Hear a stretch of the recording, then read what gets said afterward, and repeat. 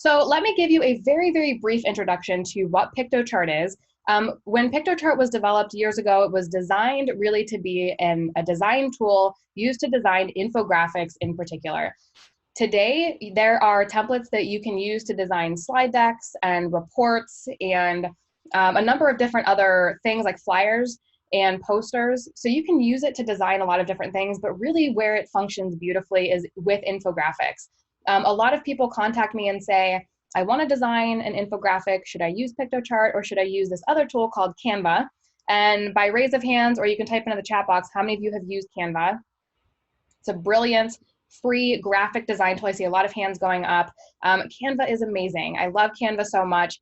I think that Canva has infographic templates, but Canva was never designed to be an infographic design tool. So that's where I think Canva should be kind of left on the shelf, and you should probably use Piktochart instead.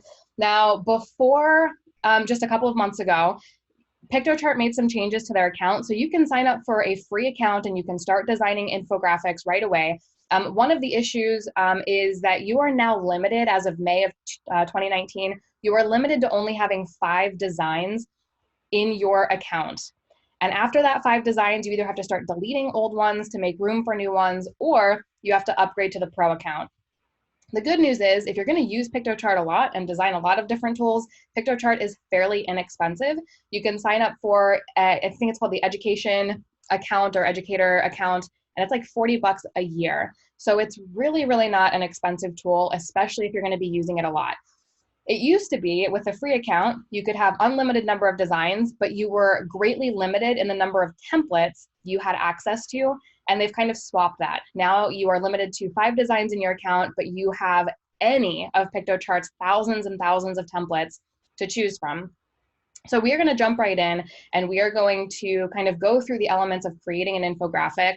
And you'll see here, this is just my dashboard. I have a free account. I have a couple designs that I created years ago. I had to go through and like delete everything that I had in my account to make room for some new ones.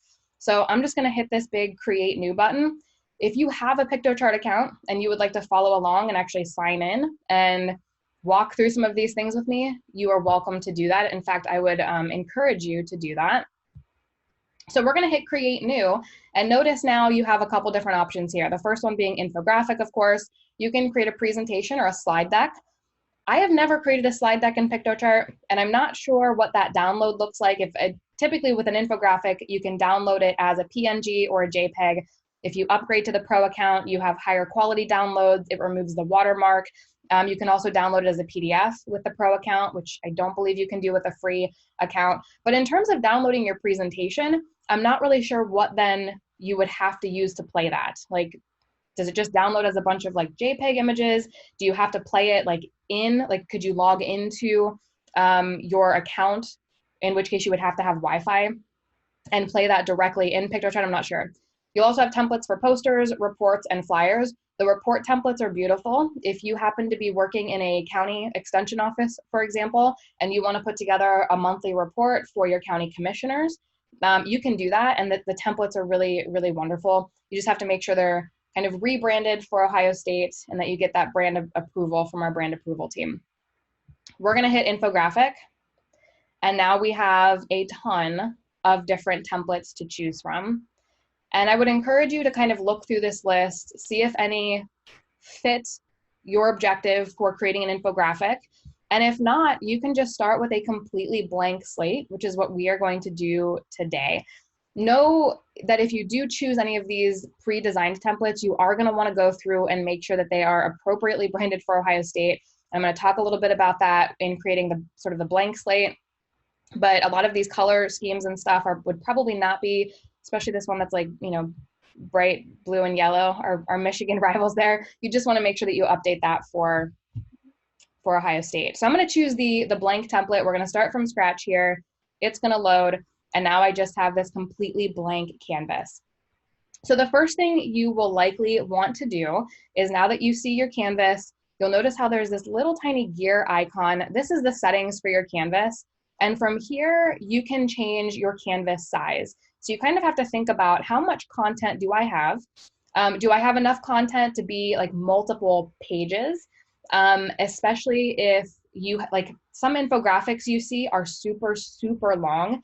If you intend to print that, that doesn't like resonate well, right? You can't, I mean, you could print like a huge piece of paper, I suppose, but you're probably going to want to break that up into smaller sheets. If you're going to do sort of a report style, or, you know, you're going to put it into like a folding, like pamphlet, just be thinking about that. Also, think about when you see something like an infographic on Facebook or Twitter, those really, really, really long infographics do not work well on Facebook. They end up being super, super tiny. You can't see them very well. So think about breaking those up into smaller chunks. And from here, you can choose your size, A4 letter, or you can do like a custom size. We're just gonna stick with A4 for now.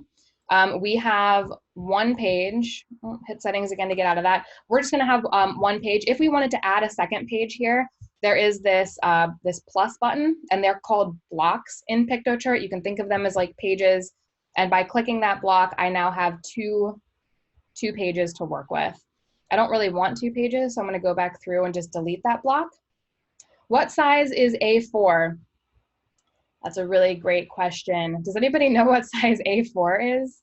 I thought that was like standard. It must not be standard letter because letter size is in here as a second one. I'm not actually sure. To me, it looks like, actually it looks, there you go. Standard for Europe, 8.27 by 11.69. So very, very specific. It's kind of like 8.5 by 11, but just slightly different. Let's put it that way. So kind of a European standard for what would be like our letter size. So maybe you would just want to go and switch that to letter, especially if it was something that you're going to print, just so that it's like the exact sizes. Taller than ours, yeah, slightly.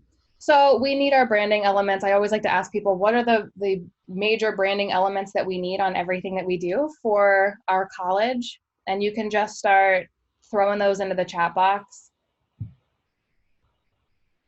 I always like to start with adding the branding because then you know it's kind of done and you know what has to be on there. And from there, it allows you to kind of play with your other design elements.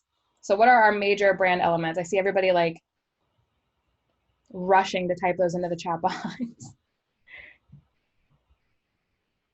The tag, yeah, the CFAES tag. That's a big one. We, of course, have our logo that we're going to want to put on here. And then for those who are working in extension specifically, you need the extension identifier. Traditionally, that has been in the form of that scarlet band where we have Ohio State University Extension written into it. If you are working for another unit like OARDC, you would have OARDC all typed out, not the abbreviation. We now have 4 ways to identify units, so we don't have to just do that scarlet band.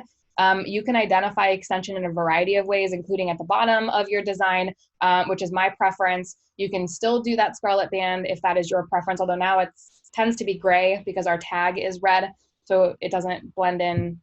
However, I will say this, the brand team has been very helpful in my experience at kind of helping you navigate that brand. So if you're having like some trouble and you're not really sure if this is going to be approved, just contact the brand team and they will help you. Because there's not like we think that there's these hard, fast rules of this is how it works and this is how it doesn't work. But in reality, it's all kind of based on what it is that you're creating and the design of that individual like content. So don't think that, you know, this doesn't fit the exact brand guidelines because it still might get approved. So in Piktochart, just like if you've ever used Canva before, you can upload any of your own content here. So you're going to want to upload some of those brand elements, including the CFAES logo, the tag, anything else that you want, including your own photos if you want to put in your own photos or other graphics. And the second option over on your left-hand navigation menu, you have graphics, which is like a whole slew of different free photos. The second one here is uploads. So from here, you can upload your own images. I already have the tag and I have a couple logos in here already in my account. So I'm going to just choose this tag. And just like if you were working with Microsoft Word or PowerPoint, you can just pull these at the corner. Notice how if I pull these at the corner, it's going to allow me to resize it and I can skew it. I see a lot of this, actually. I see a lot of smushed logos. One of the best ways to avoid that is by holding down the Shift key on your keyboard and then resizing it. And now I can't smush it. It's not letting me. So it retains the size ratio or the proportions of that element. So I forgot to hit shift again, so I'm gonna undo that. Keyboard shortcuts do work in Piktochart, which is really, really nice. So if you do something, like if you were to smush this logo like this, and you're like, oh man, I didn't mean to do that, I can hit Command Z on my Mac. I think it's Control Z on a PC, and I can just undo that action. So some of those keyboard shortcuts do work in Piktochart, which is very nice for those of you who might be very familiar with some of those shortcuts. So I'm gonna throw that CFAES tag on here. Notice how every few minutes it says successfully saved. One of the other great things about Piktochart is it automatically saves that design. So if for some reason you lost internet, which happens, or you accidentally exit out of this without saving, chances are it will have saved it wherever you left off, which is kind of a nice feature. I'm also gonna throw in a logo. For now, we'll just do a gray logo. I keep forgetting to hit shift as I change the size of some of that stuff. So now we have like two of our primary elements on here. We have our tag, we have our logo. Now we need to identify extension in some way. Some of you might not be an extension, you might be departmental. So how do you identify your unit? Well, you can do that in a variety of ways.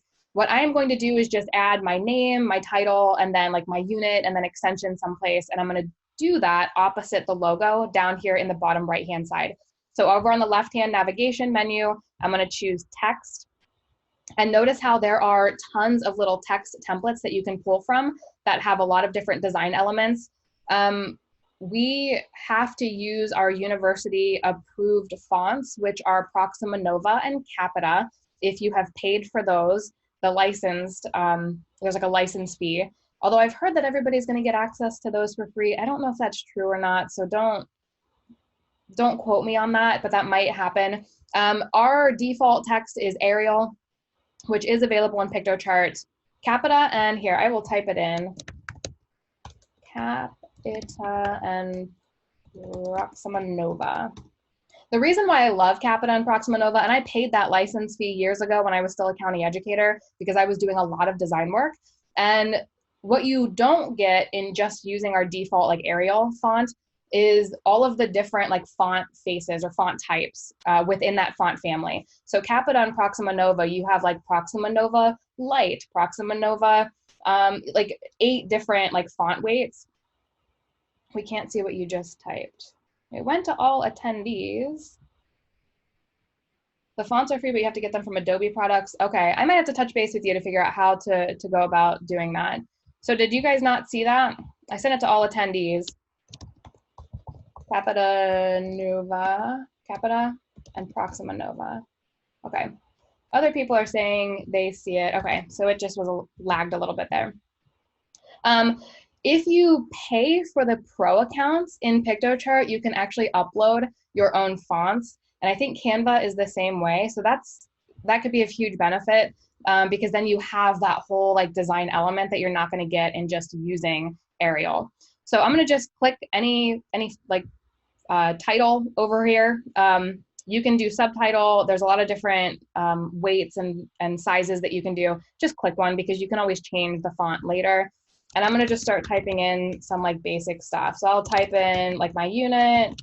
I'm not gonna type in the full thing, so I don't feel like typing it all. And then Ohio State University Extension.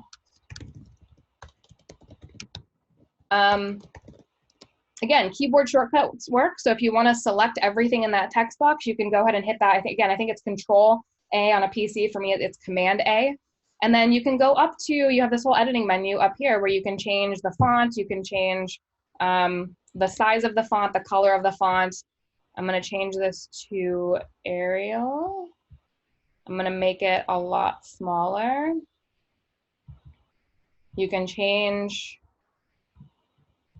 anything you want, and then you can move that to where it makes sense. And that, in a nutshell, is basically how you can provide the branding. If I were putting together like an infographic that like I was going to post on social media, I probably wouldn't just throw like extension or OARDC or your unit identifier way down in the bottom corner. I would probably have that up here where it was a little bit more noticeable so people knew kind of where that was coming from. But that is basically how you like put the branding on here. And from here now you can kind of do a lot of different creative things with that infographic. So I'm going to show you a couple of the options that you have, starting first with graphics. So again, left-hand navigation bar in Piktochart, if you click graphics, you have shapes and icons, lines, photos, and then photo frames. So one of the things I will tell you about infographics specifically, as opposed to just like graphics that you might see on social media, infographics rely heavily on shapes and icons to showcase different data. They also rely heavily on like graphs, like graphical representations of data. Because of that, you won't see a ton of very like photo heavy infographics. So I would encourage you to limit the use of actual photos, because it might not look good for an infographic. So I would not like put an infographic on here and just have like a bunch of photos, because I might be losing the actual point of an infographic. So infographics, again, they rely very heavily on different icons, and there's tons of different icons in here that you can search from. So if we want to do something that was about, we're going to kind of focus on agriculture, there is a whole category for agriculture. And if you click that, you're going to get just tons of different options. You can also just search. So I could search for like a cow, and I have a couple different icons here for a cow. One thing that I will note is, let's say you want to have you want to showcase different types of agriculture, like the agricultural makeup of crops and livestock that we have in Ohio. With the icons that you select, you do want there to be sort of a general, like the same look and feel for all of those icons. So if you choose like this cow in a circle to represent like livestock, now let's look for one that's corn. What I would not do is choose something like this to represent corn and have those side by side, because they don't look the same, right? One is black and has a circle behind it. One is, colorful piece of corn. And if you want to delete anything, you can just select that and hit your delete button. So you do want there to be kind of a common look and feel. Let's say, there is no corn here in a circle with a sort of a white icon in the middle. Well, let's see if we can make one instead. I'm going to select this corn. Again, doesn't really have the same look and feel, but now I'm just going to search for basic shapes. Where are my basic shapes? Let me just type in circle. And I'm going to choose this black circle. It's going to add that. I would resize it. Actually, it's coming up the right size. And now with this corn icon, I'm going to go up to this paint bucket, and I'm going to change that to white. Notice how you can't see it now because it's on a white background. I'm going to resize it. It is now behind the black circle. So I'm basically trying to recreate that icon so that it looks similar to that cow. It's behind the black circle right now, so I have to change that. And if you go to, again, one of these icons up in this editing menu, one of them is arrange, and I'm going to try to bring this all the way forward. So now I've just kind of created an icon from scratch that matches that cow icon. So you do have a lot of different things in here. Don't think that you're just limited to what you see, because you can actually create your own stuff. You just kind of have to know how to do it. And so now we have an icon for livestock. We have one for agronomic crops. Maybe you want to do one for like specialty crops. So you might want to throw like a pepper or a tomato or something else in there that might make sense. So tons of different icons. That corn icon is still in there. Tons of different icons that you can search for. Again, try to keep the look and feel of those icons all the same. That's not to say that every single like icon or shape on your entire infographic has to be the same. But if you have, like if you just kind of want to show some basic information, like in this section of your infographic, try to ensure that those icons have the same look and feel. But then in another part of your infographic, they could have an entirely different look and feel, as long as those kind of retain that same level of sameness, if you will. So tons of different icons that you can search for. If you're not finding exactly what you want, you can always find it from another like third-party resource, download that on your computer, and then upload it into Piktochart. Do keep in mind that just because you find something out on the web does not mean it's just free for you to download and use. So always ensure that you're only pulling from resources that you are licensed to actually use. And there might be some level of research that you have to do to figure that out. Different lines that you can choose. Here's the whole photo library. Now, Piktochart pulls from Unsplash. They also have, I think, a whole library just within Piktochart. Some of these images are absolutely gorgeous. So again, if you search for something like, I'm going to search for like cornfield, you can use keywords. it's gonna load a ton of images. And the thing I like about this is all of these are free to use. So unlike Canva, where they have all of these premium images and you have to pay like $1 to use them, here you can just search for these and there are just tons and tons of images. And that's kind of a really wonderful thing to pull from. Again, we talked already a little bit about, not just using a ton of images. So you do have to be mindful of where you're using photos versus where you're using icons, and really the purpose of your design and what you're trying to do. But know that there's a whole photo library in there and you're free to use any of those. And then finally, we have these photo frames. And I actually really, really like the photo frames because they look really cool. So let's say I wanted to throw in a picture of a cornfield, but I don't just want it to be kind of a boring cornfield. I want it to be a photo frame. I'm gonna throw in that frame. I'm gonna go back to my photos, and you can pull in one of these photos here. And now you just have this kind of cool photo frame, like a masked image. So I'm gonna delete that and I'm gonna show you, we're gonna actually start building out an infographic here. I'm gonna go back to photo frame. If you scroll down, you'll see there are letters.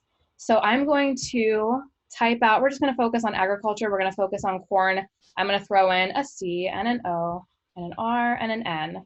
And now I have my letters to spell corn.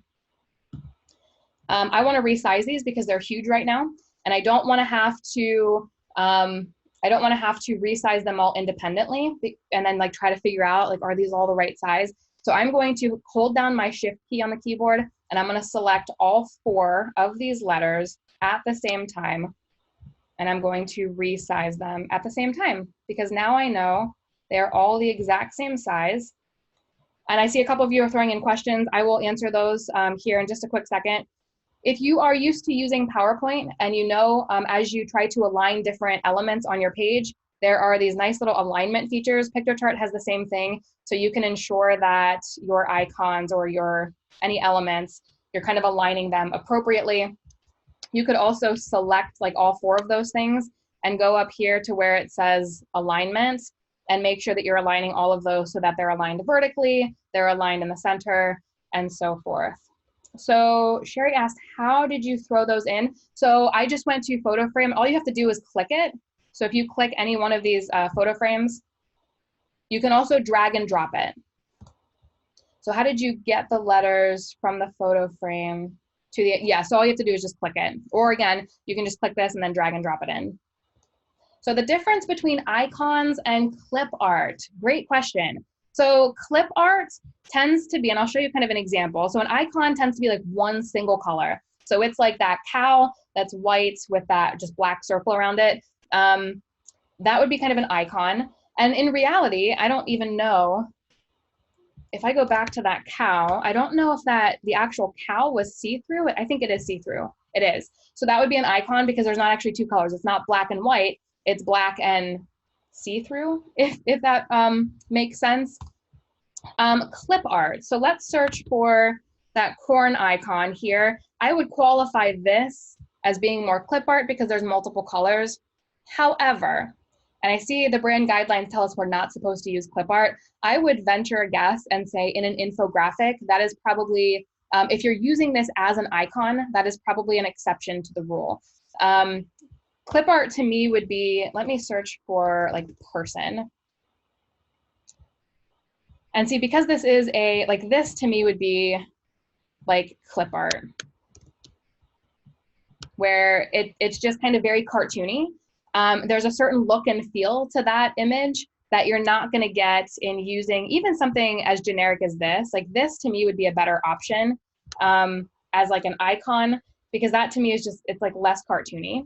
And sometimes it's just like personal like preference. This isn't like super objective, if you will, but this would definitely just be an icon, like a single color. It's kind of very generic. It's not that super cartoony look. So I think the best way to kind of qualify it is that clip art tends to just look like a cartoon, and it tends to be very cheesy.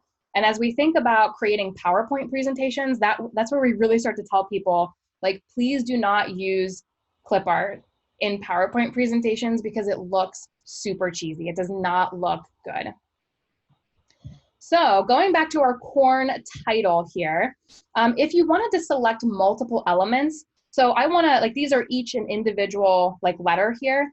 You could hit shift on your keyboard and hold that down while you're selecting each of those elements. I'm going to right click and I can group those together. So now if I want to move those as like one element, they move together.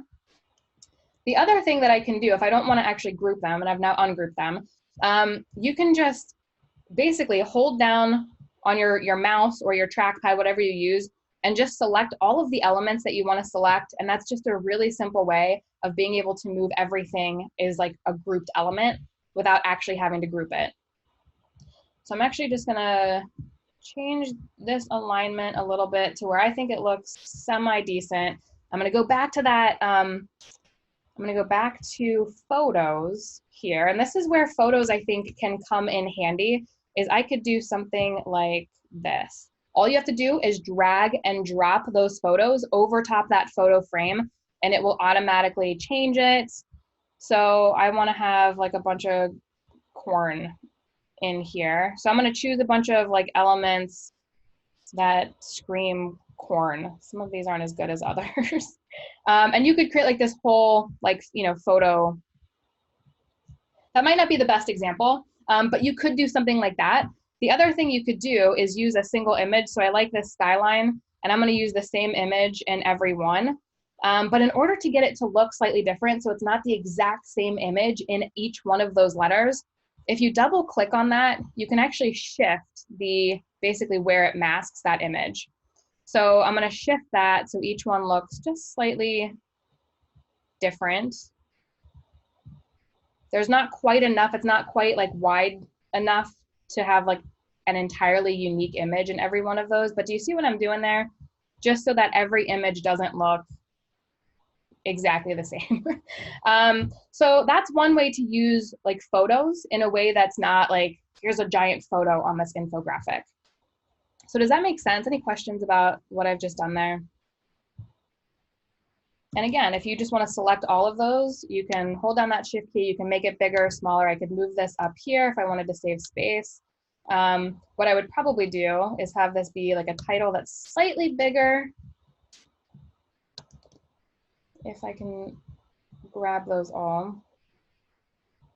And then I'd probably put OSU extension someplace up in this white space. So we can do that now. It should be in all caps. And then find a good place to put that. Of course, you can change the text. So that's probably how I would kind of start this infographic. So from here, what are some of the fun like elements that you can actually put in an infographic? Well, as we looked at, or as we listened to some of that TED Talk, for those of you that heard at least part of it, it's all about data visualization. So you can do a lot of different things with an infographic. You know, you could put in, and I've done this before, where I've just kind of pulled in my own little elements here, where I would have, you know, that corn, or in photos, I want to be in icons, where I would pull in, not a person corn, just corn. And then I would pull in like that cow that we talked about. And then I would pull in, let's say, that tomato to represent like specialty crops. So now we have a couple different elements here. And then what I could do is, like, if I wanted to look at like the makeup of agriculture in Ohio, I could start to put in like little text boxes where I would put in like numbers, like, you know, out of all of the,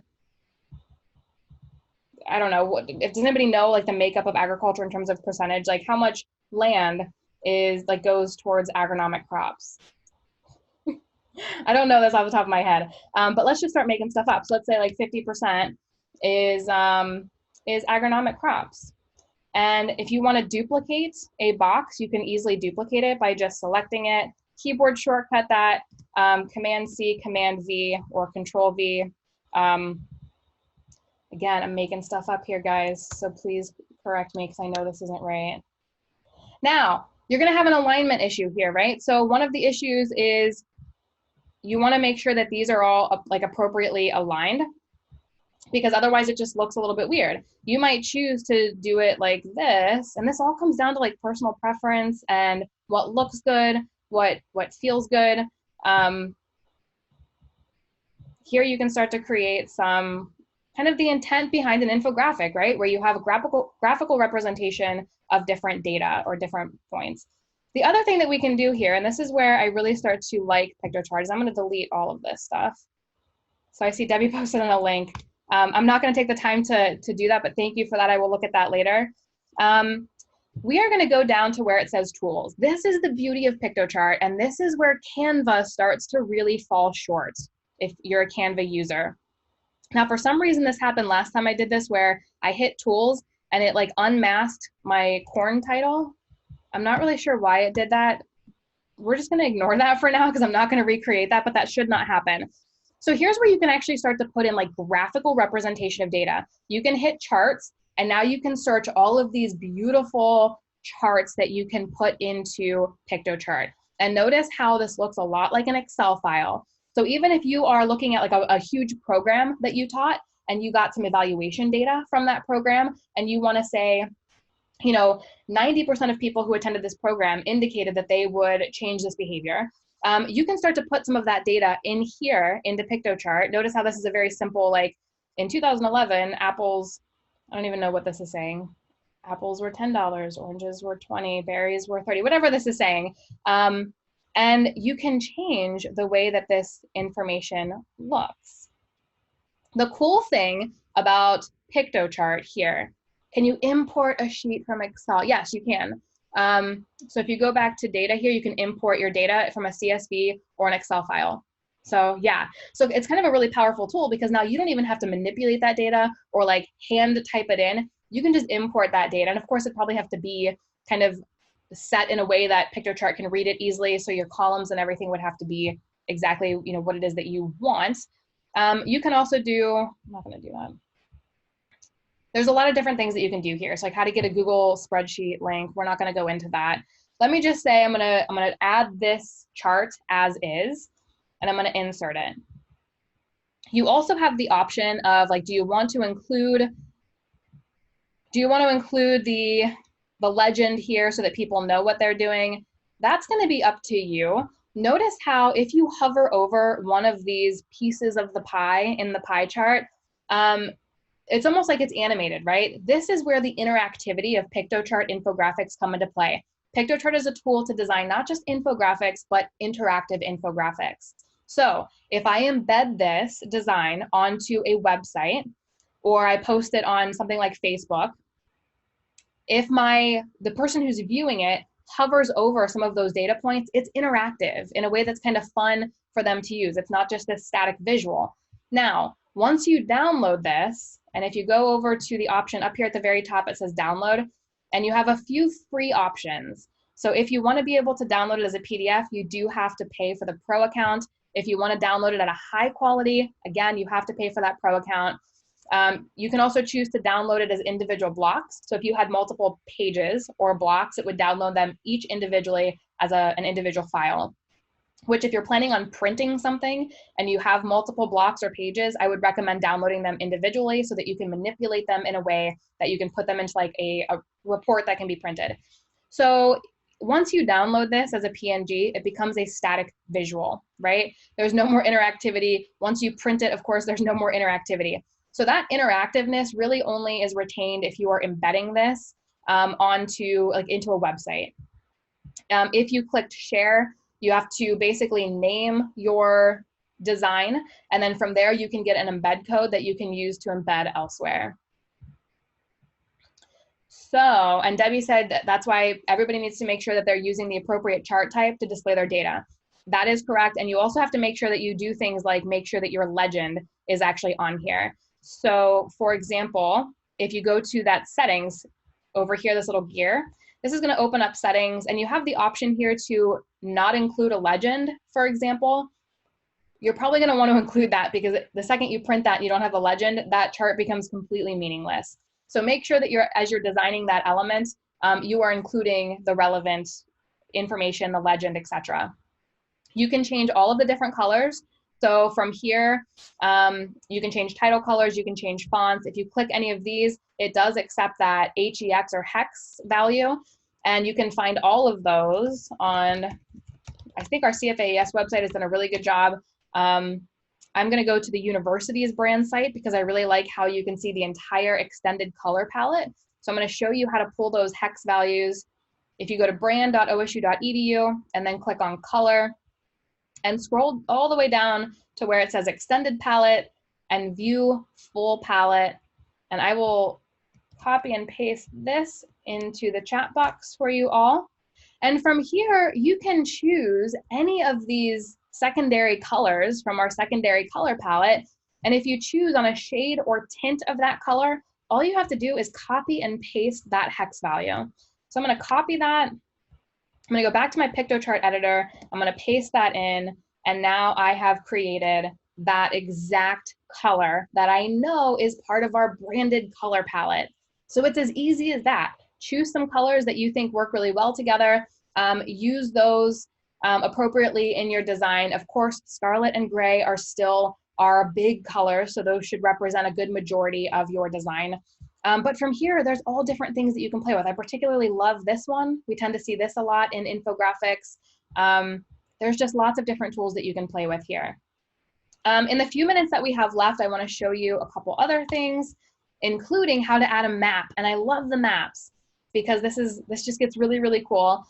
Let's say you wanted to take a look at a certain crop, like we're talking about corn, right? So who grows the most corn in the US or across the entire world? You could do a whole world map here. We're just going to do the United States. So I'm going to type in United States. You can go down to region, but you can't go down to state. So I wonder if that's something that might come later. It'd be really cool if we could have like an Ohio State map complete with like every county in our state.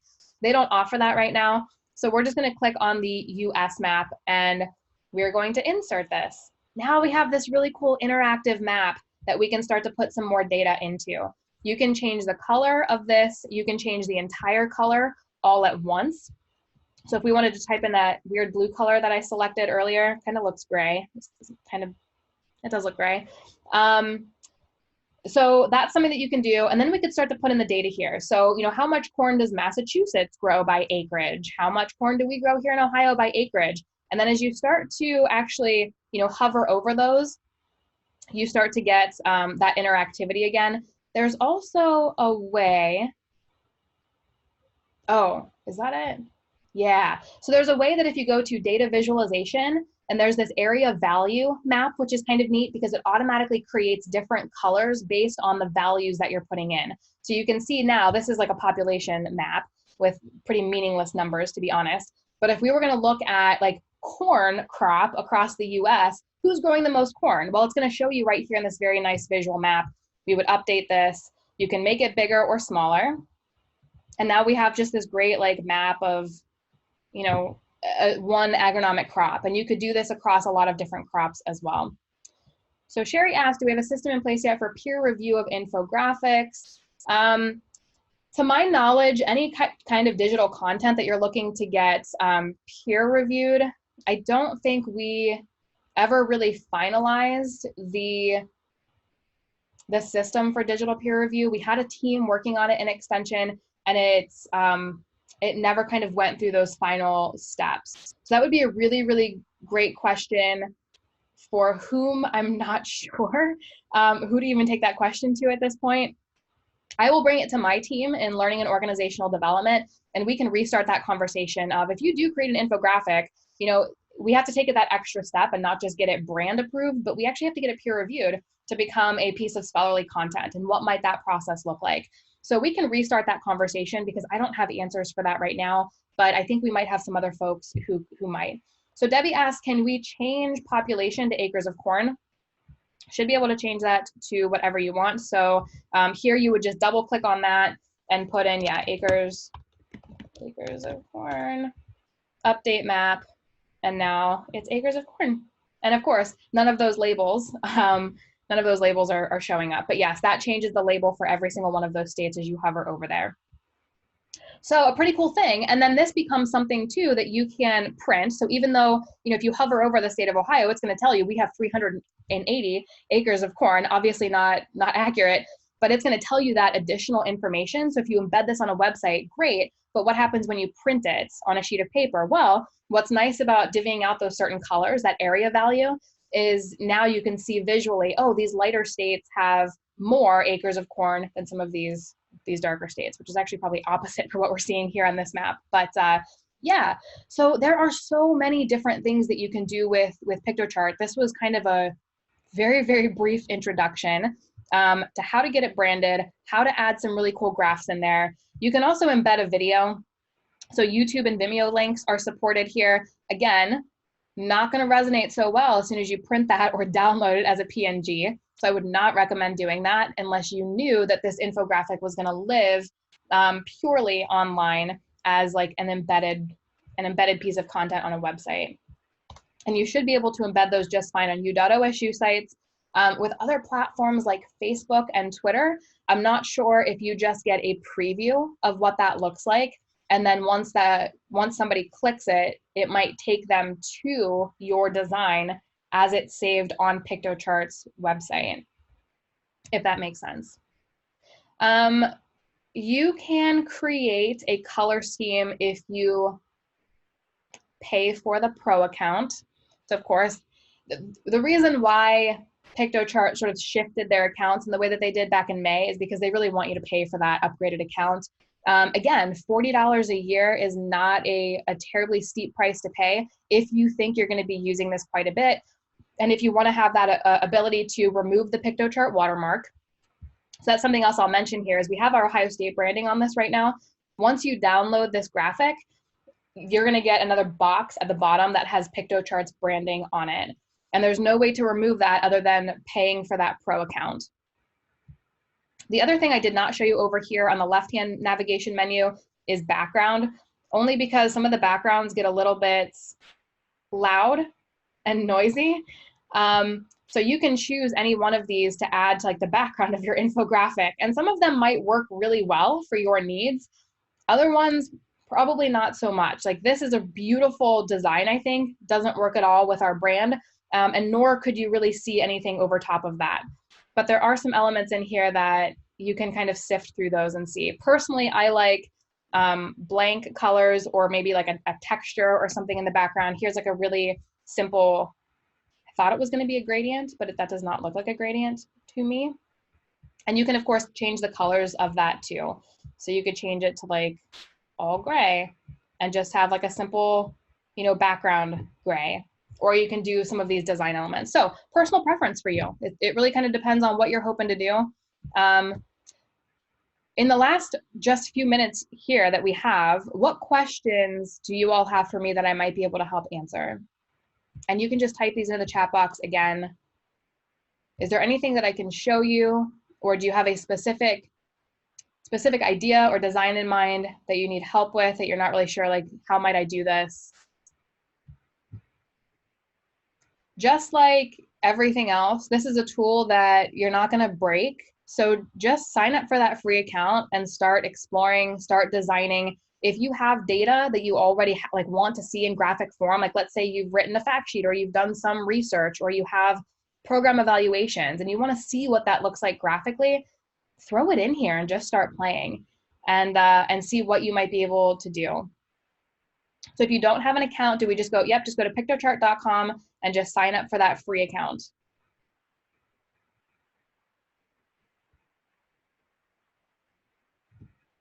What other questions can I answer?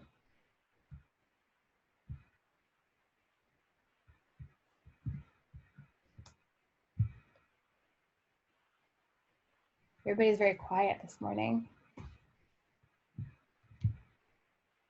Thank you, Becky, for being on. And if you find that you're running into issues in the future, you get into Piktochart, my area of specialization is not data visualization, but I have been using Piktochart for many years now, and I've used it in a variety of capacities, so I'd be happy to help.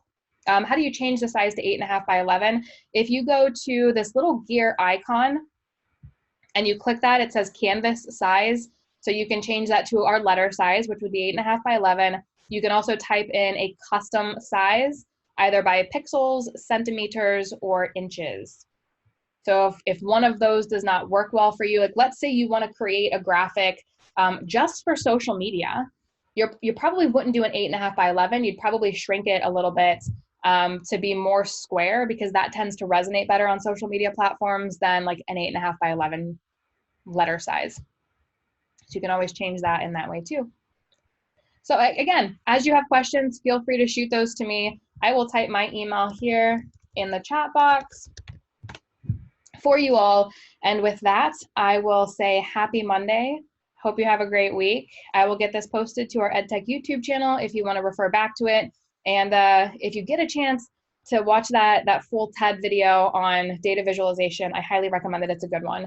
And he has some other good examples in there that we did not get a chance to talk about or view today. So thank you all for being here. I'm going to go ahead and hit stop recording. And have a great week.